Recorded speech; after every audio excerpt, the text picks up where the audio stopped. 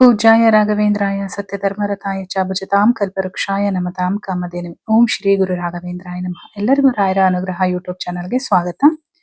ಇವತ್ತಿನ ವಿಡಿಯೋನ ಯಾರೆಲ್ಲ ಕಂಟಿನ್ಯೂಸ್ ಆಗಿ ನೋಡ್ಕೊಂಡ್ ಬಂದಿದ್ದೀರೋ ಅವ್ರಿಗೆ ತುಂಬಾನೇ ಚೆನ್ನಾಗಿ ಅರ್ಥ ಆಗುತ್ತೆ. ಯಾಕೆಂದ್ರೆ ಇದು ರಾಯರ ಚರಿತ್ರೆನ ಎಪಿಸೋಡ್ ಮಾಡಿ ನಾನು ಪ್ರತಿ ಗುರುವಾರ ಓದ್ತಾ ಇರ್ತೀನಿ ಬುಕ್ ಇಂದ.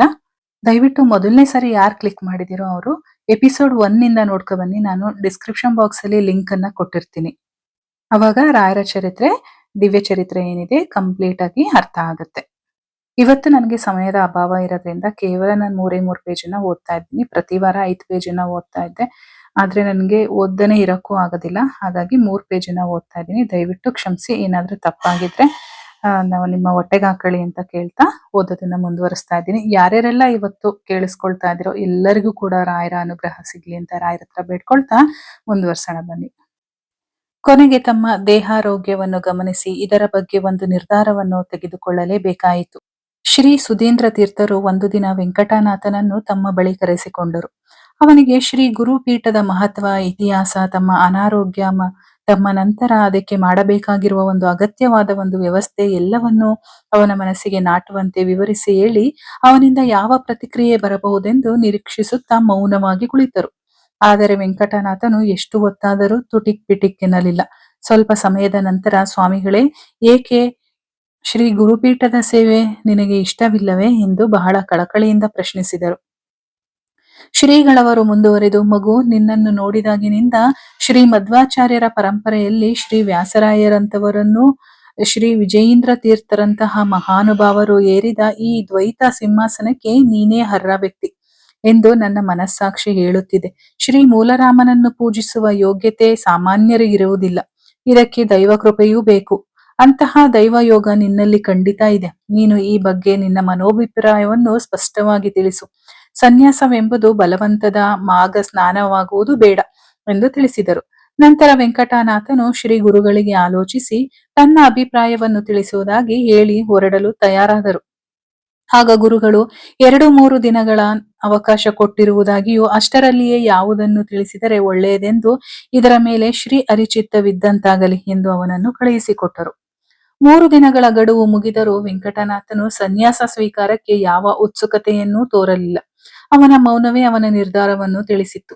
ಇದನ್ನು ತಿಳಿದ ಸ್ವಾಮಿಗಳು ಅವನ ಬಗ್ಗೆ ಕೋಪವನ್ನಾಗಲಿ ಅಸಮಾಧಾನವನ್ನಾಗಲಿ ತೋರಲಿಲ್ಲ. ಹಾಗೂ ಅವನ ನಡವಳಿಕೆಯನ್ನು ವಿಚಾರವಾಗಿ ಬೇಸರವನ್ನೂ ಪಡಲಿಲ್ಲ. ಕೊನೆಗೆ ಶ್ರೀಗಳವರು ಒಂದು ನಿರ್ಧಾರಕ್ಕೆ ಬಂದರು.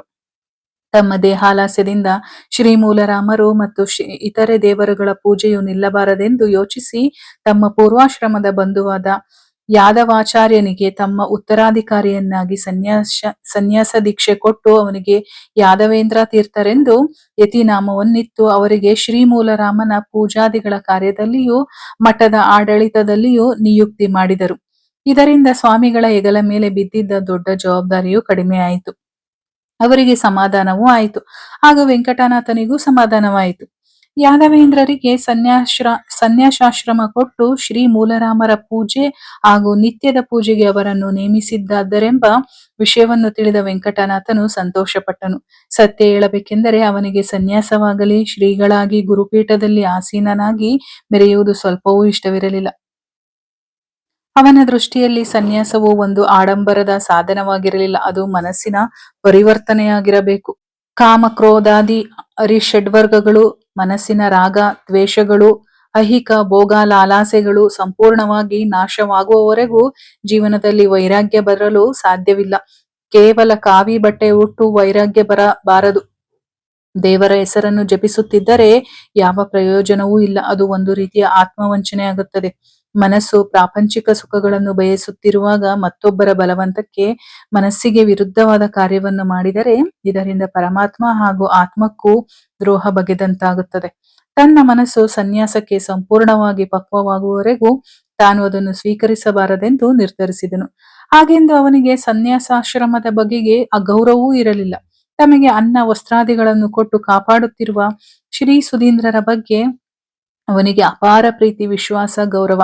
ಆದರೆ ತನ್ನ ಮನಸ್ಸು ಸನ್ಯಾಸ ಒಪ್ಪುವವರೆಗೂ ತಾನು ಅದನ್ನು ಸ್ವೀಕರಿಸಬಾರದೆಂದು ಸ್ಪಷ್ಟವಾಗಿ ತಿಳಿದಿತ್ತು. ಇದರಿಂದ ತಾನು ಗುರುಗಳ ಆಜ್ಞೆಯನ್ನು ಮೀರಿದಂತಾಗಿ ನರಕಭಾಜನಾದರೂ ಸರಿ, ಆತ್ಮವಂಚನೆ ತನ್ನಿಂದಾಗದು ಎಂದು ನಿಶ್ಚಯಿಸಿದನು. ಈ ಮಾತನ್ನು ಗುರುಗಳು ಗುರುಗಳ ಬಳಿ ಹೇಗೆ ಹೇಳಬೇಕೆಂದು ತಿಳಿಯದೆ ಮೌನವಾಗಿದ್ದು ಬಿಟ್ಟನು. ಮತ್ತೊಂದು ಆಯಾಮದಿಂದಲೂ ಯೋಚಿಸುತ್ತಾ ಅವನಿಗೆ ಸನ್ಯಾಸ ದೀಕ್ಷೆಯೂ ಬೇಡವಾಗಿತ್ತು. ಅವನಿಗೇನು ಇತ್ತೀಚೆಗೆ ಸಂಸಾರ ವ್ಯಾಮೋಹ ಕಡಿಮೆಯಾಗುತ್ತಲಿತ್ತು. ಅವನ ಪತ್ನಿ ಸರಸ್ವತಿ ಇನ್ನು 20 ವರ್ಷ ಕೂಡ ಪೂರ್ತಿಯಾಗದ ಚಿಕ್ಕ ವಯಸ್ಸು. ಆಕೆಯನ್ನು ಅಗ್ನಿಸಾಕ್ಷಿಯಾಗಿ ಚತುರ್ವಿಧ ಪುರುಷಾರ್ಥ ಸಾಧನೆಗಳಲ್ಲಿ ಸಹಭಾಗಿ ಎಂದು ವಿವಾಹವಾಗಿದ್ದನು. ತಪ್ಪನ್ನು ಹಗಲಿರುಳು ಹೆಜ್ಜೆ ಹೆಜ್ಜೆಗೂ ಅನುಸರಿಸುತ್ತಿರುವ, ತನ್ನ ಎಲ್ಲಾ ಕಷ್ಟ ಸುಖಗಳಲ್ಲಿ ಸಹಚಾರಿಣಿಯಾಗಿರುವ, ತನ್ನ ಮಗುವಿಗೆ ತಾಯಿಯಾಗಿರುವ, ಏನನ್ನೂ ಅರಿಯದ ಒಂದು ಮುಗ್ಧ ಹೆಣ್ಣಿಗೆ ಮೋಸ ಮಾಡುವುದು ಸರಿಯೇ? ತಾನು ಸನ್ಯಾಸ ಸ್ವೀಕರಿಸಿ ಅವಳನ್ನು ಅನಾಥಳನ್ನಾಗಿ ಮಾಡುವುದು ಅವನ ಮನೋವಿರುದ್ಧವಾದ ಕಾರ್ಯ. ಬೆಟ್ಟದಷ್ಟು ಆಸೆಯನ್ನು ಹೊತ್ತಿರುವ ಆ ಪುಟ್ಟ ಹೃದಯವನ್ನು ಒಡೆದು ಚೂರು ಚೂರು ಮಾಡುವುದು ಯಾವ ನ್ಯಾಯ? ಆಕೆಯ ಯಾವ ತಪ್ಪಿಗಾಗಿ ತಾನು ಅವಳಿಗೆ ಈ ಶಿಕ್ಷೆ ವಿಧಿಸುವುದು? ತನಗೆ ಯಾವ ಹಕ್ಕಿದೆ? ಆ ಸರಳ ಹೆಣ್ಣಿನ ಬಾಳಿಗೆ ಕೊಳ್ಳಿ ಇಟ್ಟು ಸನ್ಯಾಸಿಯಾಗಿ ತಾನು ಆತ್ಮೋದ್ಧಾರ ಮಾಡಿಕೊಳ್ಳುವುದಕ್ಕಿಂತಲೂ ಆಕೆಯ ಪ್ರೀತಿಯ ಅಮೃತಧಾರೆಯನ್ನು ಎರೆಯುತ್ತಿರುವ ಈ ಗೃಹಸ್ಥ ಜೀವನವೇ ತನಗೆ ಸಾಕೆಂದು ಸ್ಪಷ್ಟವಾಗಿ ನಿರ್ಧರಿಸಿ ಶ್ರೀಗಳಿವರಿಗೆ ಯಾವ ನಿರ್ದಿಷ್ಟ ಉತ್ತರವನ್ನು ನೀಡದೆ ಮೌನವಾಗಿ ಸೂಚಿಸಿದ್ದರು. ಇಲ್ಲಿಗೆ ರಾಯರ ಚರಿತ್ರೆ ಭಾಗನ ಮುಗಿಸ್ತಾ ಇದ್ದೀನಿ. ದಯವಿಟ್ಟು ಯಾರೆಲ್ಲ ನೋಡಿಲ್ವೋ ಮೊದಲಿನಿಂದ ನೋಡ್ಕೊ ಬನ್ನಿ. ರಾಯರ ಭಕ್ತರೆಲ್ಲರೂ ಕೂಡ ಓಂ ಶ್ರೀ ಗುರು ರಾಘವೇಂದ್ರಾಯ ನಮಃ ಅಂತ ಕಾಮೆಂಟ್ ಅಲ್ಲಿ ಬರೀರಿ. ಹಾಗೆ ನಿಮ್ಮ ಫ್ಯಾಮಿಲಿ ಫ್ರೆಂಡ್ಸ್ ಜೊತೆ ವಿಡಿಯೋನ ಶೇರ್ ಮಾಡ್ಕೊಳ್ಳಿ. ಜೊತೆಗೆ ಇನ್ನೂ ಸಬ್ಸ್ಕ್ರೈಬ್ ಮಾಡ್ಕೊಂಡಿಲ್ಲ ಅಂತ ಅಂದ್ರೆ ವಿಡಿಯೋನ ದಯವಿಟ್ಟು ಚಾನೆಲ್ನ ಸಬ್ಸ್ಕ್ರೈಬ್ ಮಾಡ್ಕೊಳ್ಳಿ, ವಿಡಿಯೋಗೆ ಲೈಕ್ ಮಾಡಿ. ನಾನು ಮತ್ತೆ ಸಿಗ್ತೀನಿ ಮುಂದಿನ ವಿಡಿಯೋದಲ್ಲಿ. ಅಲ್ಲಿವರೆಗೂ ಧನ್ಯವಾದಗಳು.